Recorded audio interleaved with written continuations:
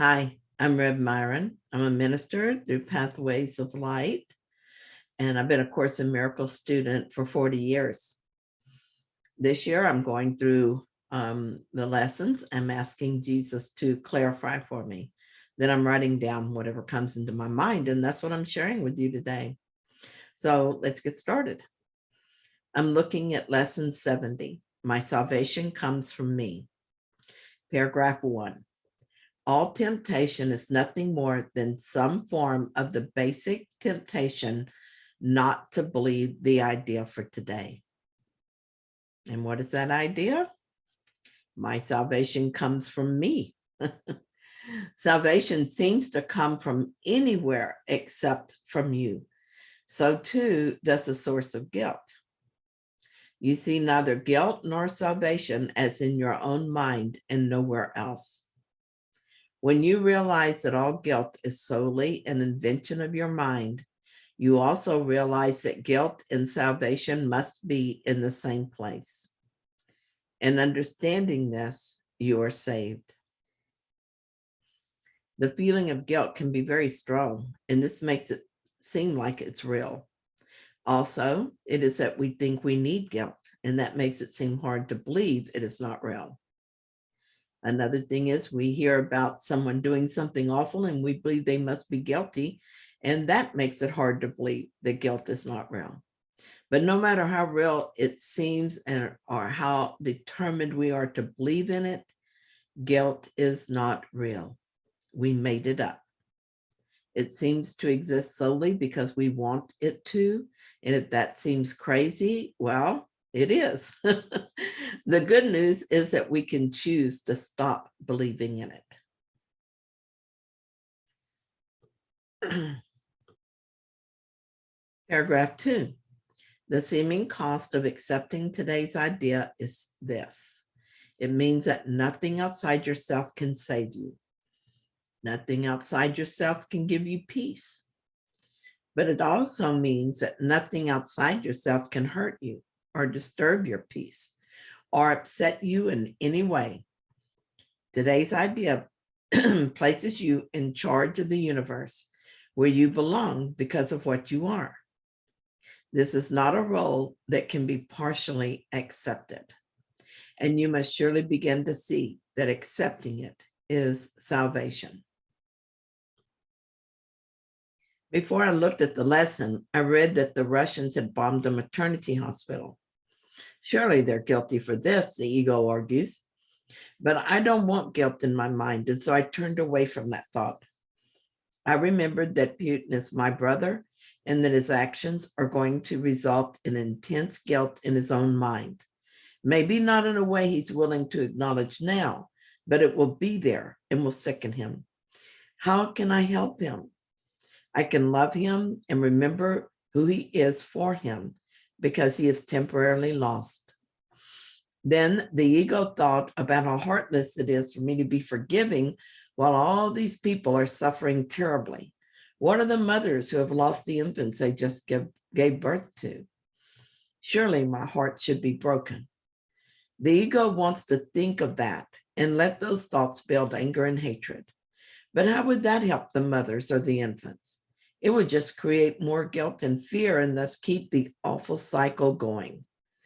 I am here to break the cycle, and I do my part to free us from guilt, not to intensify the belief in it. This is not a role that can be partially accepted, as Jesus says. I can't make exceptions and still forgive. Paragraph 3. It may not, however, be clear to you why the recognition that guilt is in your own mind entails the realization that salvation is there as well. God would not have put the remedy for the sickness where it cannot help. That is the way your mind has worked, but hardly his. He wants you to be healed, and so he has kept the source of healing where the need for healing lies. You have tried to do just the opposite, making every attempt, however distorted and fantastic it might be, to separate healing from the sickness for which it was intended, and thus keep the sickness. Your purpose was to ensure that healing did not occur. God's purpose was to ensure that it did. The guilt that we made up has kept us from accepting the healing we all want. Guilt makes us afraid of God, and so we have not wanted to heal since healing would awaken us to our place in Him. But God does not know guilt and does not know punishment.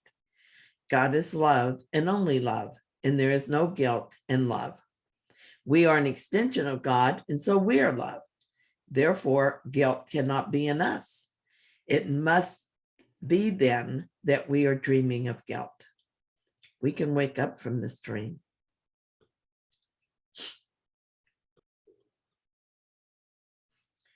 Instead, in our fear and confusion, we have looked outside our own mind for the solution to our distress and for happiness. We've tried to find salvation in our relationships, our jobs, our status. It has not worked because we have been looking in the wrong direction. This is why Jesus is turning us inward, asking us to go past the dark thoughts in our mind to the light that is at the center. This is our salvation, and we will avoid it if we believe it is somewhere else. Why do you think Putin is attacking Ukraine? He thinks that this is going to give him what he needs to be happy. It is just an extreme example of what we are all doing as we look for salvation where it is not to be found. As Jesus says, your purpose was to ensure that healing did not occur. God's purpose was to ensure that it did. We ensure healing will not occur when we look for relief outside our mind. Let us choose again, this time with our Father who wants us to be happy. Let us look within where the solution is. Paragraph 5.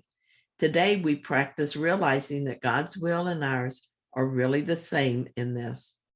God wants us to be healed, and we do not really want to be sick because it makes us unhappy. Therefore, in accepting the idea for today, we're really in agreement with God. He does not want us to be sick, neither do we. He wants us to be healed, so do we. So how could we not be healed since we're in agreement with God on this point and we're given the way to health? All we need to do is to practice the lessons with the intention of receiving what is offered. Let us prepare for this practice now. In paragraph 6, we are told, we are ready for 2 longer practice periods today, each of which should last some 10 to 15 minutes. We will, however, still let you decide when to undertake them. We will follow this practice for a number of lessons. It would again be well to decide in advance when would be a good time to lay aside for each of them, and then adhering to your own decisions as closely as possible. Paragraph 7, begin these practice periods by repeating the idea for today, adding a statement signifying your recognition that salvation comes from nothing outside of you. You might put it this way: my salvation comes from me. It cannot come from anywhere else. Then devote a few minutes with your eyes closed to reviewing some of the external places where you have looked for salvation in the past, in other people and possessions, in various situations and events, and in self-concepts that you thought to make real. Recognize that it's not there and tell yourself, my salvation cannot come from any of these things. My salvation comes from me and only from me. Paragraph 8, we will try again to reach the light in you, which is where your salvation is. You cannot find it in the clouds that surround the light, and it is in them you have been looking for it. It is not there. It is past the clouds and in the light beyond. Remember that you will have to go through the clouds before you can reach the light. But remember also that you have never found anything in the cloud patterns you imagined that endured or that you wanted. Those clouds represent the dark thoughts of the ego, and we will not find our freedom in them. We must walk through them without letting those thoughts entice us into further thoughts. When I noticed a thought that interested me, I changed my mind and walked on past. Paragraph 9. Since all illusions of salvation have failed you, surely you do not want to remain in the clouds, looking vainly for idols there, when you could so easily walk on into the light of real salvation. Try to pass the clouds by whatever means appeals to you. If it helps you, think of me holding your hand and leading you, and I assure you this will be no idle fantasy. Oh, wow. Jesus is offering to take our hand and lead us through the clouds into the light. That never fails to bring tears to my eyes when I read it. He is making it clear this is not meant as symbolic when he assures us that it will be no idle fantasy. Thank you, brother. I love you and appreciate you so much. Paragraph 10. For the short and frequent practice periods today, remind yourself that your salvation comes from you, and nothing but your own thoughts can hamper your progress. You are free from all external interference. You are in charge of your salvation. You are in charge of the salvation of the world. Say then, excuse me, my salvation comes from me. Nothing outside of me can hold me back. Within me is a world's salvation and my own. In this last paragraph, Jesus reminds us that we're in charge of our own salvation. Nothing outside us can interfere.